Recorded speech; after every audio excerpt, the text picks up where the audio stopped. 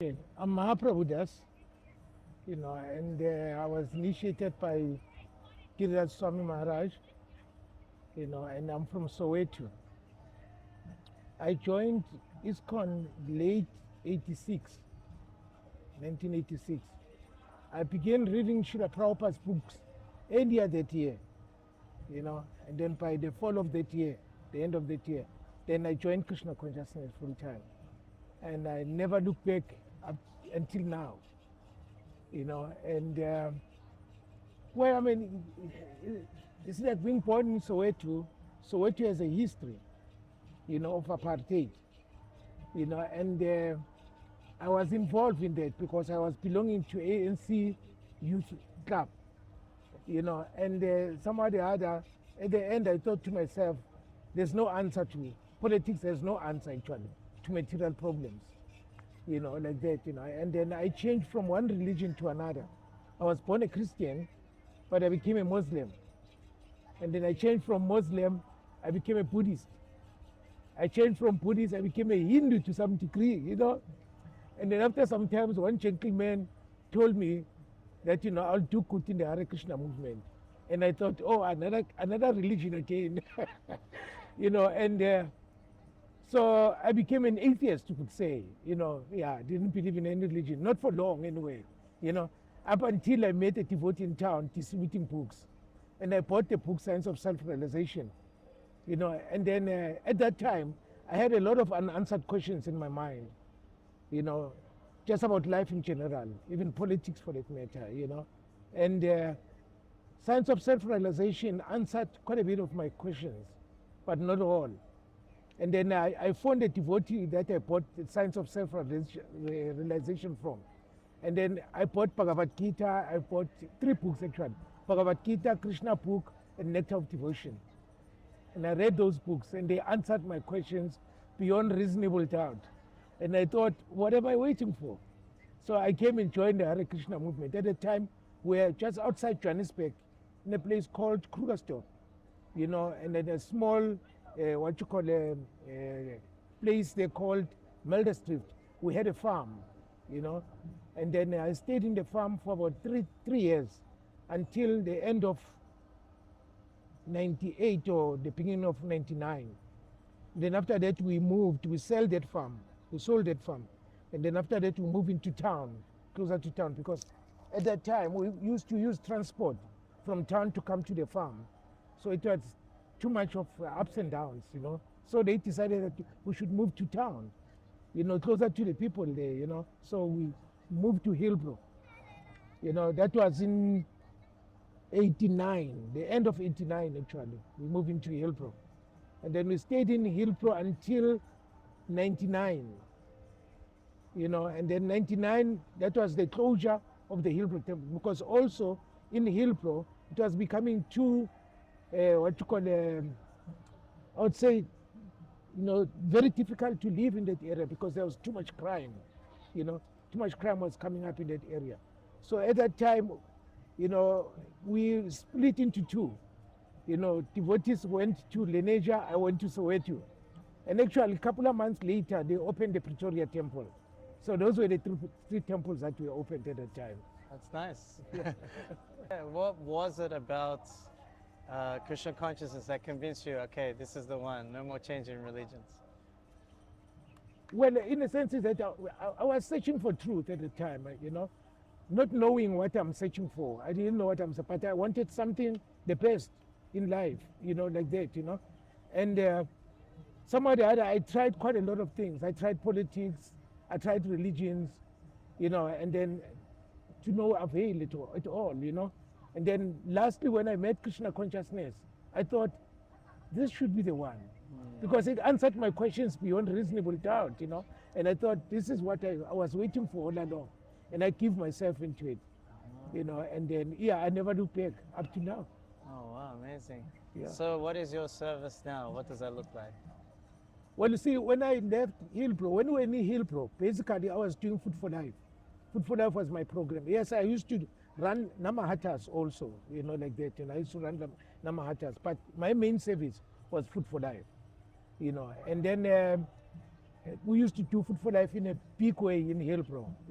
We used to feed almost like, I would say 8,000 people a day. It was huge.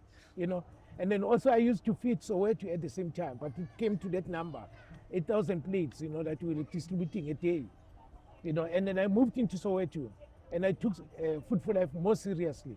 And I'm feeding the schools, the primary schools and some high schools, but mostly it's primary schools. And then also people are coming into the yard, the Hare Krishna temple, they're coming there and they're getting their meals as well, like that, So Food for Life is my area, but yes, I do some other services as well. We've got deities in the temple in Soweto called Shishidal Nitai Vijay Koranga, so I'm serving them as well, like that. We're doing Food for Life Sunday program. I'm concentrating on the youth as well and the kids, like that, So yeah, that's my service for now. Wow. And how long ago was that you established the Soweto temple?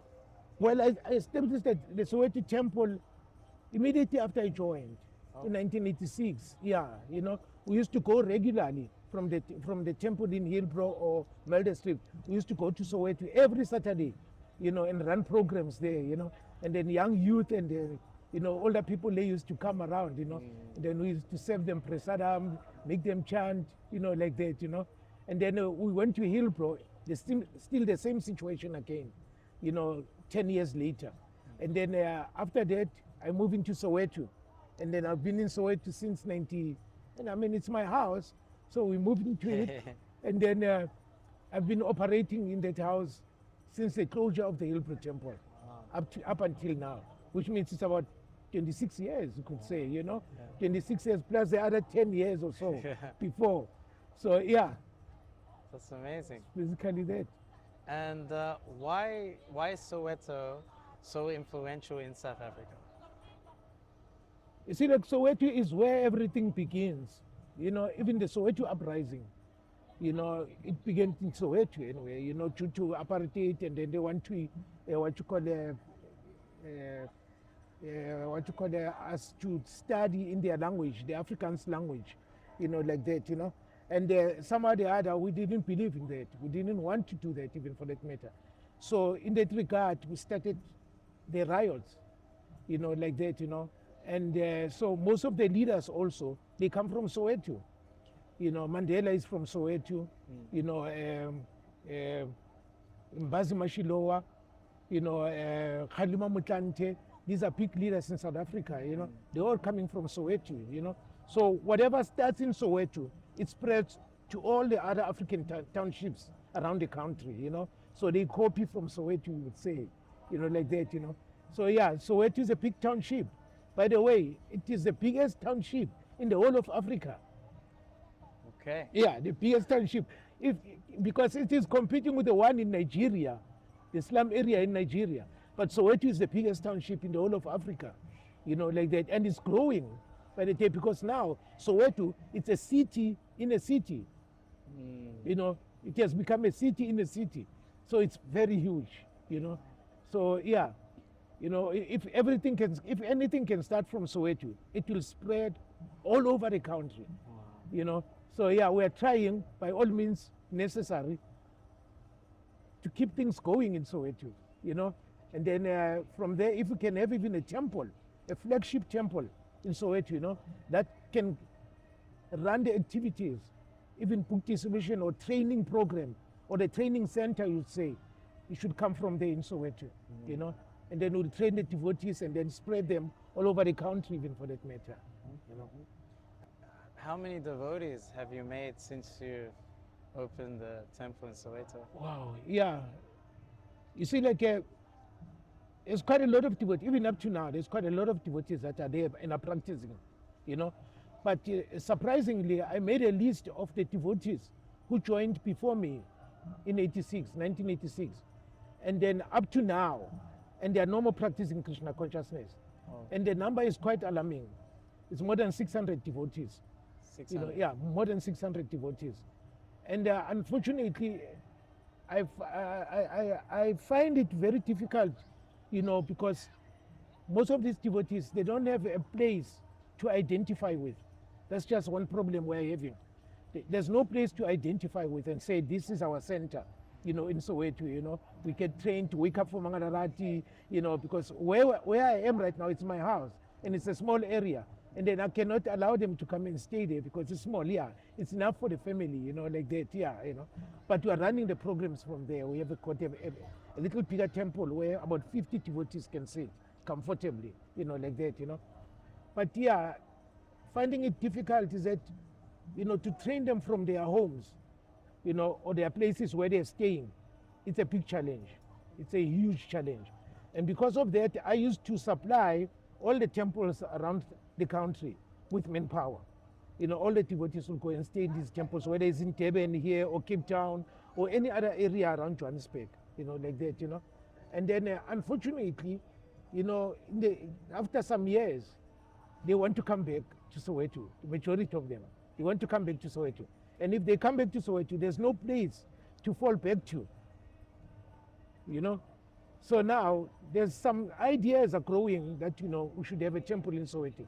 How long it will take, that's the question mark, But yes, there is an idea to have a fully fledged temple where devotees can wake up for Mangalati, they get trained up, they can do harinams, they can do quite a lot of things. Because the potential in Soweto, it's huge.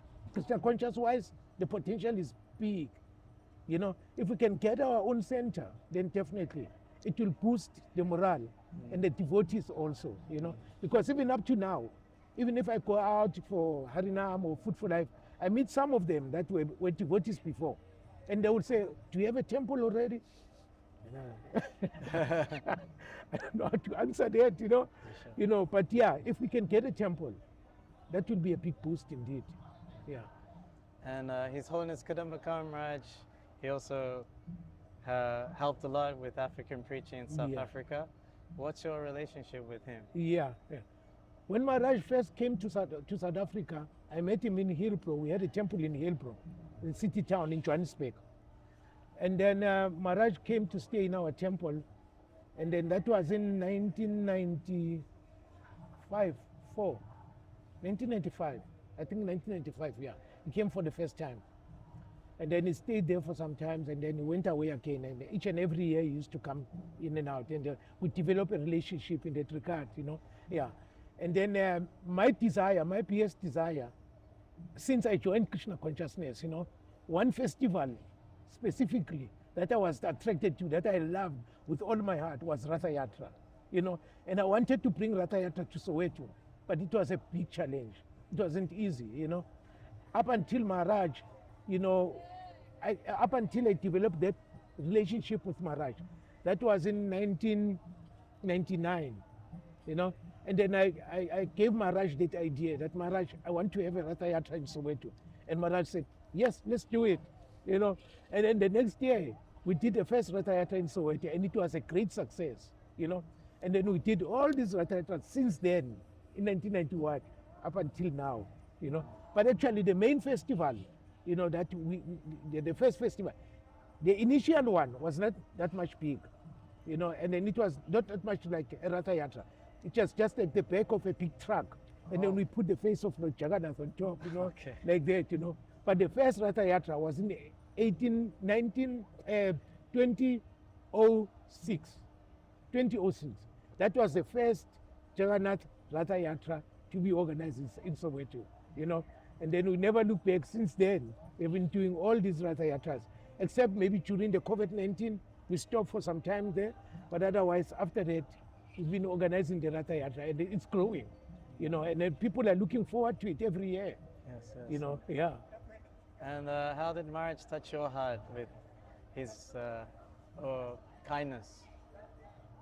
Well, you see, Maharaj, surprisingly, not only Maharaj, but senior devotees, I don't know, they like me, and and they are open to me, And then, but especially Kadamba Kanana Maharaj, I like him because he's quite open, and then he's straightforward. That's one thing. Also, he's frank as well, like that, And I developed that relationship with him, and he used to like me a lot, like that. And then he's got a sense of humor, by the way.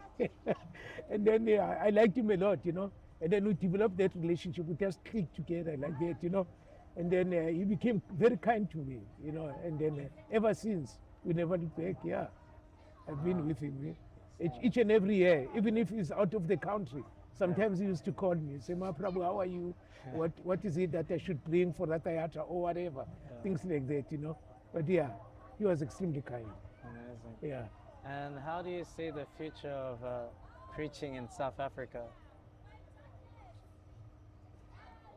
Yeah, even though I would say it's very slow, but it is manifesting gradually. You know, that, you know, it becomes like the rainbow nation, you could say, you know, because we're talking about, South Africa likes to talk about the rainbow nation, you know, like that, you know. Even though it's coming, but very slowly. The signs are there, you know, but it needs really good preachers, well-trained preachers, you know, to take responsibility, you know, like that, you know. And then I think in that regard, yeah, South Africa can grow and become the country that we want it to be, you know, like that, you know.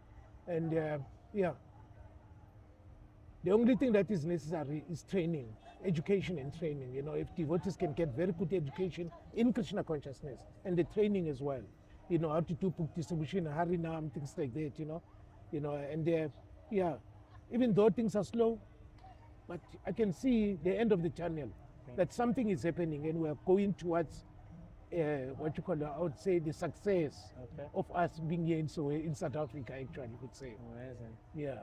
Yeah. Thank you so much for your time. Oh, thank I you. really appreciate it. And Yeah. please, I don't know, you want to invite everyone to Soweto? Yes, please, if they get a chance, please come, let them see. Yes. Even South Africa as a whole, and Soweto, especially during the what you call the Ratha Yatra time.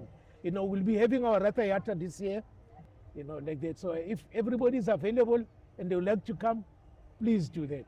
Okay. Will be really very much appreciated. Sure. Yeah.